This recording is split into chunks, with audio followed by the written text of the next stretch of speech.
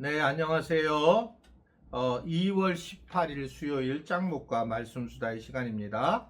오늘 주시는 말씀은 여호수아 21장 1절에서 12절의 말씀인데요. 하나님 말씀을 보시겠습니다. 여호수아 21장.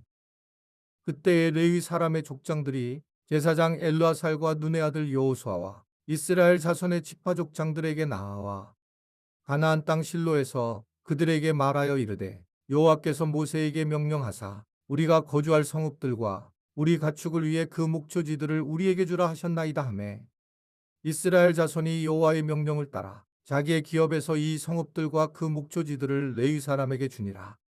그앗 가족을 위하여 제비를 뽑았는데 레위 사람 중 제사장 아론의 자손들은 유다 지파와 시몬 지파와 베냐민 지파 중에서 제비 뽑은 대로 10세 성읍을 받았고 그앗 자손들 중에 남은 자는 에브라임 지파의 가족과 단 지파와 므낫세 반 지파 중에서 제비 뽑은 대로 10성읍을 받았으며 게르손 자손들은 이사갈 지파의 가족들과 아셀 지파와 납달리 지파와 바산에 있는 므낫세 반 지파 중에서 제비 뽑은 대로 10세 성읍을 받았더라.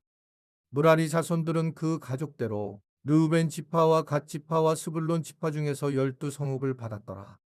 여호와께서 모세에게 명령하신 대로 이스라엘 자손이 제비 뽑아 레위 사람에게 준 성읍들과 그 목초지들이 이러하니라. 유다 자손의 지파와 시므온 자손의 지파 중에서는 이 아래에 기명한 성읍들을 주었는데 레위 자손 중 그앗 가족들에 속한 아론 자손이 첫째로 제비 뽑혔으므로 아낙의 아버지 아르바의 성읍 유다 산지 기럇 아르바 곧 헤브론과 그 주위의 목초지를 그들에게 주었고 그 성읍의 밭과 그 촌락들은 여분네의 아들 갈렙에게 주어 소유가 되게 하였더라. 자, 이스라엘 이제 땅을 분배를 하게 됐고 끝난 후에 이제 레위 지파 족장들도 이제 와서 이스라엘 지도자들에게 이제 자기들도 성읍을 달라라고 말했습니다. 이미 하나님의 명령으로 레위 지파는 이제 땅을 분배받을 수 없었다는 걸 우리가 지금 이미 알잖아요. 그러니까 하나님은 땅을 분배받지 못한 레위 지파들에게 다른 지파가 책임을 져야 한다라고 그렇게 이제 말씀을 하셨습니다. 그래서 이 레위 지파도 어떻게 보면 말씀을 근거해서 당당하게 이제 권리를 주장하게 되는 그런 상황이었고 결국 이제 그런 과정 중에 이 레위 지파의 땅도 이제 각 지파들이 나누어서 주었다라고 하는 것을 이야기를 하는 겁니다. 저도 이제 우리 어떻든 구약의 이제 목회자들이 레위 지파인데 이제 우리 그 목회자들에게도 어떤 재정의 문제가 사실 되게 중요해요. 근데 옛날에는 저도 이제 어렵게 목회를 했고 실제로 제가 지금도 이제 윤정복 전도사님이나 송금주 목사님한테 미안한 거는 교회를 건축하고 한 뭐 5년 정도 우리가 간단히 막 70만 원씩 다 똑같이 이게 받고 그렇게 왔어요. 그러니까 이제 어려운 일을 같이 한 분들이기 때문에 늘 고마운 마음이 저한테 있습니다. 이분들한테 대해서는. 근데 이제 결국은 그러나 이제 제가 가지고 있는 가치가 교인들도 마찬가지고 어렸을 때 목회자들이 굉장히 좀 못 사는 것이 굉장히 그게 바른 거라고 보는 거예요.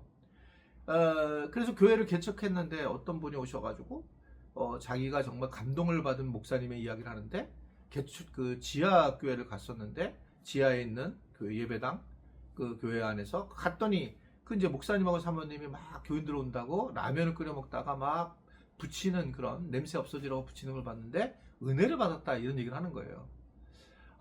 진짜 저는 너무 마음이 안 좋더라고요. 그러니까 이게 이 목회자가 자기보다 못 살아야 된다는 생각이 가득한 건데 물론 잘 살아도 문제가 되지만 그렇게 살아야지만 목회자라고 하는 생각을 갖는 게 저는 문제가 있다고 보는 거거든요. 그 뒤부터 뭐 제가 이렇게 뭐 돈은 많이 없었지만 막 가난한 것을 막 표를 내고 드러내지 않고 도리어 이제 계속적으로 어떻게 하면 우리 교인들에게 떡국이라도 끓여줄까. 그래서 상당히 오랫동안 제가 12월 27일이 제 생일인데 떡국을 끓였잖아요. 그래서 우리 전교인 대접을 하고 인원이 많아지니까 이제 점점 조금 이제 위축이 되긴 하는데 그런데 저는 행복해요. 이 재정적으로 사용을 하는 게. 목사님이 돈이 뭐 막 진짜 너무 많은 거는 문제가 있지만 목회자들이 어느 정도 이 어떤 살아갈 수 있는 생활비가 유지돼야 된다는 거죠. 그러니까 말 못하는데 오늘 보면 이제 이 레위지파들이 그 하나님이 그렇게 말씀했으니까 그렇게 해달라고 아주 명료하게 얘기를 하거든요. 그러니까 저도 이 부분에 대해서 이제 우리 목회자들한테 부목회자들한테 물어봅니다. 저는 이제 제 사례비는 당회가 결정을 해서 그냥 전 따라가고 있는 거예요. 그냥. 그렇지만 이제 부목회자들은 제가 정리해야 되는데 제가 부목회자들한테 물어봤었어요. 얼마를 받으면 좀 낫겠는가?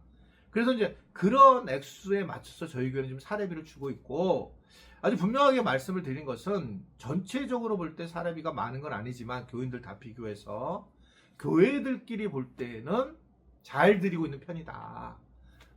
제가 지금 알잖아요. 그런 편이에요. 그러나 먹고 살기에 그러면 넉넉하냐 세상 사람들과 같은 것을 볼 때에는 그렇지는 않습니다.